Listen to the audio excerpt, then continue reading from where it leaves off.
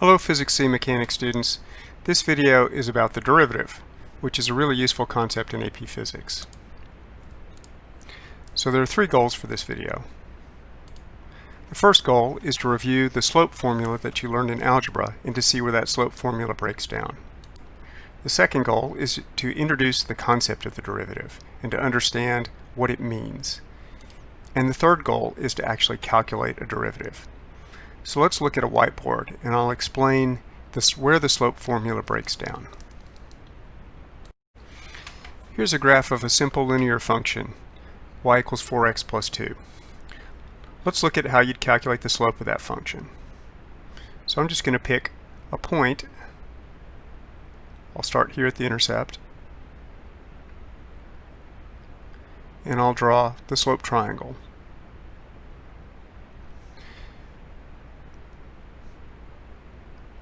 So now we can see that we've got an initial point of 0 and 2 and a final point of 1 and 6. So then our slope would just be the change in rise over the change in run. And that is always going to be y2 minus y1 over x2 minus x1. So we'd get a slope of 4, which is exactly what we'd expect, because 6 minus 2 over 1 minus 0 is 4. No surprises there. That's what I mean when I said the slope formula. So let's look at where that breaks down. Okay, so here are two functions side by side. We've got the linear function here,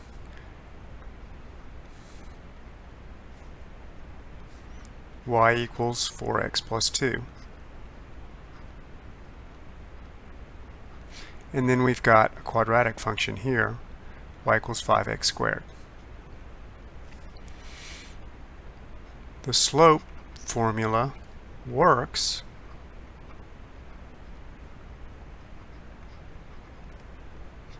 because there's one rate of change. Slope formula fails over here.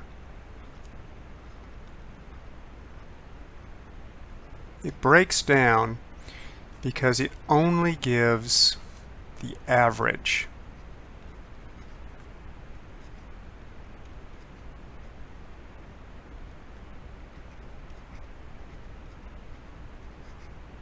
For this function, because there are many, infinitely many rates of change. So let's look at what I mean by that. So give me just a moment to set up the board. So let's apply the slope formula to this function and I'll show you what I mean by the average.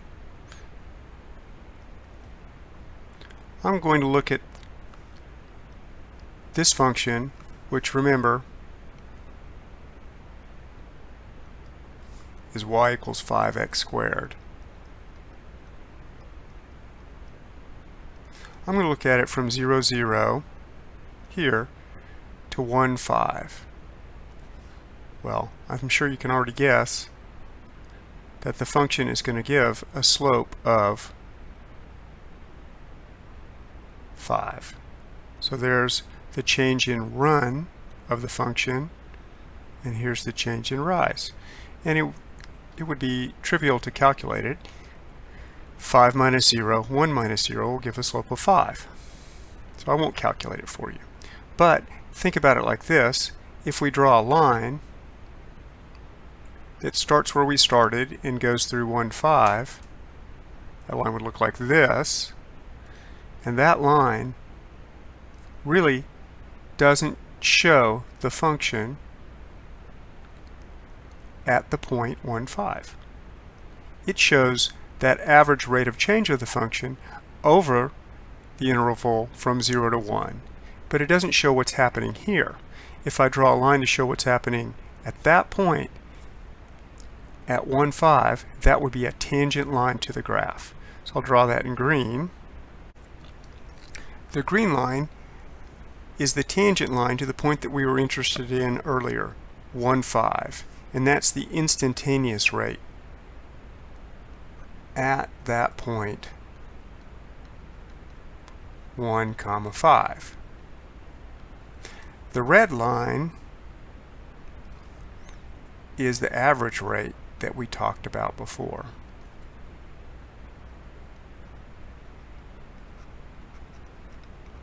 And that is valid if we're interested in the average from 0, 0 to 1, 5. Well, now let's see how we can get closer with this average rate to the green line.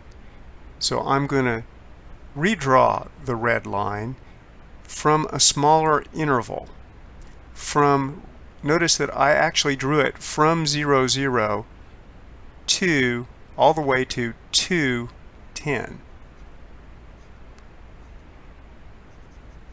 So I'm going to redraw the line with numbers, points that are closer to 1, 5. And let's see what that looks like. So I drew a new line, a new red line, and notice that that looks a lot closer to our green line in slope. And I don't know exactly what the y values are there, but I know that I attempted to draw it from x equals 0.8 to x equals 1.2. And it's a much better match to the slope of the green line. So this red line would represent the average rate between those points. Can you guess what we would do next to get an even better approximation of what the green line is doing? That's right. We'd make these numbers even closer to 1, so that this might be 0.9 and this might be 1.1. Now I do a little short red line that's approximating what I said.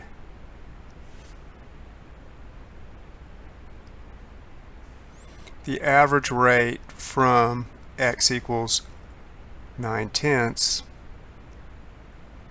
to x equals 1 1/10. And I think you can see that the red line, the little short red line, is much closer to the green line in its slope. So if I could get these numbers really, really close to 1, then the slope of the line that was drawn from those points, x equals 0.9999 and 1.0009, if I get those numbers really close to 1, so that I'm really getting a line that is almost exactly the same as the green line, then that would be a really good estimate of the instantaneous rate of change. So if I could get 2 points that were infinitesimally small away from this point that I'm interested in, which is 1, 5, then I could get the best possible estimate of the slope of that green line. In fact, I would get the exact slope of that green line if those points were infinitesimally small away from 1, 5. So that's what the derivative means. It's a way to calculate the slope by using 2 points that are infinitesimally small away from a point of interest, infinitesimally far away from a point of interest. So now let's look at how you do that. And the idea of the derivative is really following from the idea of the limit.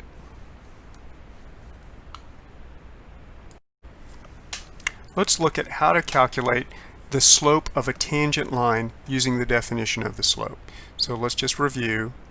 The slope is always going to be equal to change in y over change in x. The slope formula is always going to be equal to that. And so that means that it is y2 minus y1 over x2 minus x1. Let me clean that first y up a little bit. It's not looking too much like a y to me. Okay, if we use function notation, then f of x, that is just going to equal y1. That would be the output of that function f of x.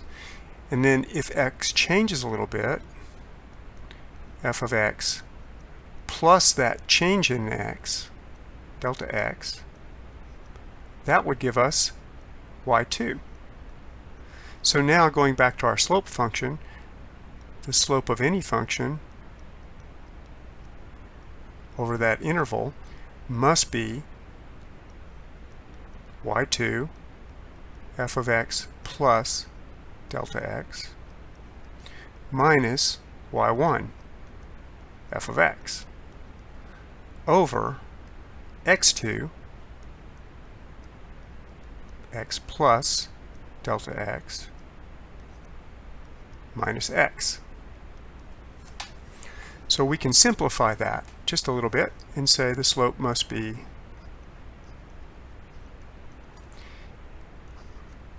y2 f of x plus delta x minus y1 f of x over delta x.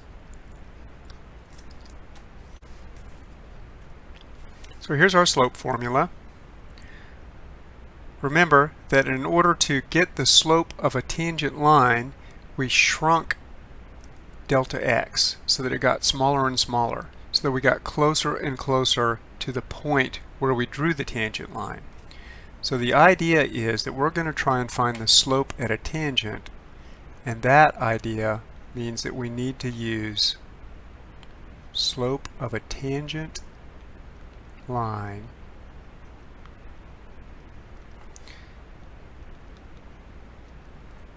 to the function at a point.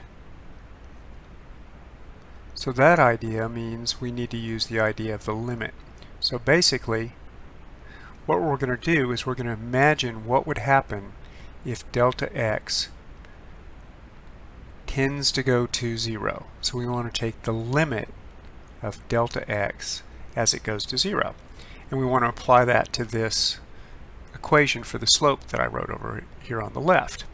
Let's go back to our function and let's say that f prime of x, the prime indicates the derivative, so you can read that as the derivative. Let me erase that. That doesn't look very neat to me. And I'll redraw it. F prime of x can be read as the derivative with respect to x, or the derivative of the function f of x. So f prime of x is going to equal the limit as delta x goes to 0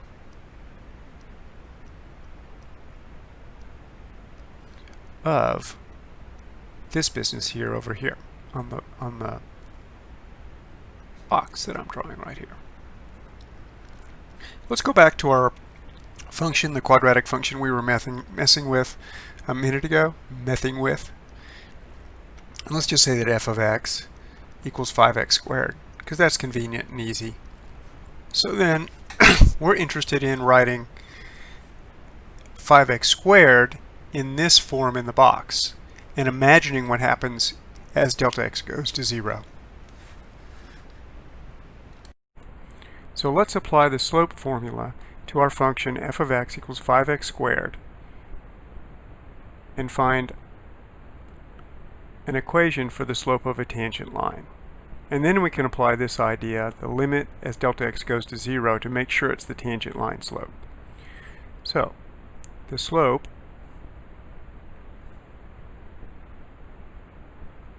would be y2, and that would be 5 times x squared, or pardon me, x plus delta x, that quantity squared, y2 minus y1, which would just be 5 times x squared. I don't know why I put it in parentheses there. That's okay. And underneath, we just have delta x. So then that means that our slope, going over here to the left, would be equal to 5 times x squared plus x delta x times 2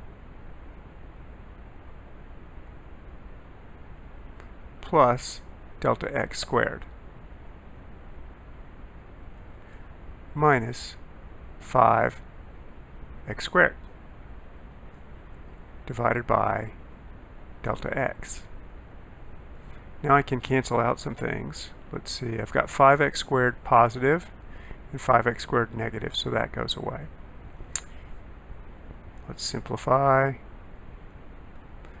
And I've got, oops, I'm still in red.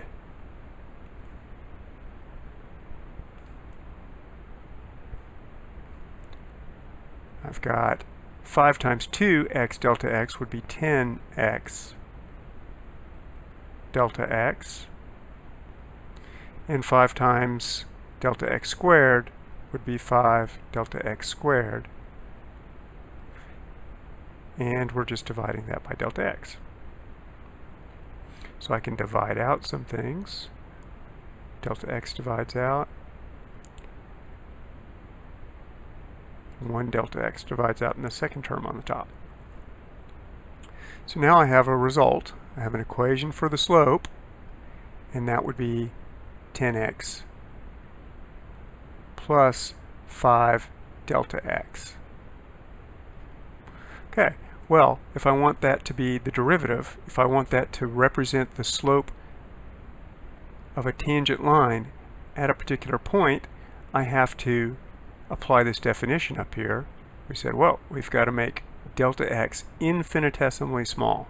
So it would be the limit as delta x goes to 0 of 10x, oops, I forgot my 0, of 10x plus 5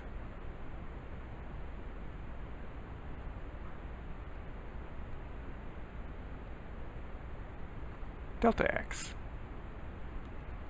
Well, if delta x is going to 0, then 5 times 0 is 0, and so we can say that f prime of x, the derivative of x, or the derivative of the function f of x, I should say, would just be 10x. So now we have a way to find the slope of a tangent line for that function 5 equals x squared. The slope at any point x would be 10 times that point's x value.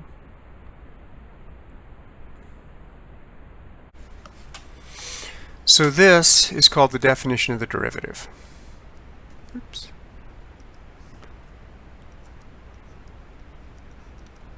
And remember, once again, the thing that you need to keep reminding yourself, oops, that's not going to fit.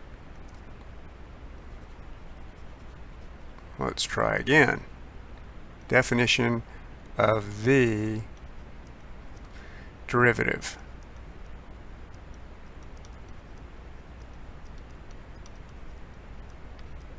And remember, what this symbolizes is a mathematical way to find the slope of a tangent line to a function. A tangent line is a line that touches the function at just that one point. So now there's actually an easier way to find this for polynomial functions. Let's just say that f of x is just equal to x to the n. Well, let's give it a coefficient. How about ax to the n power? Well, the rule is like this. F prime of x would equal n times a x to the n minus 1 power. So then if our function, our original function was f prime of 5x squared, well, that would be 2 times 5 times x to the 2 minus 1 power. So that'd just be 10x, which is the result we found by the long way a little while ago.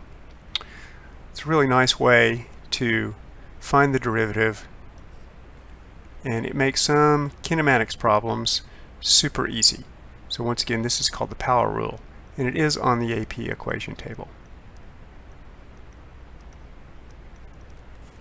Thanks for watching, and remember, what one fool can learn, another can.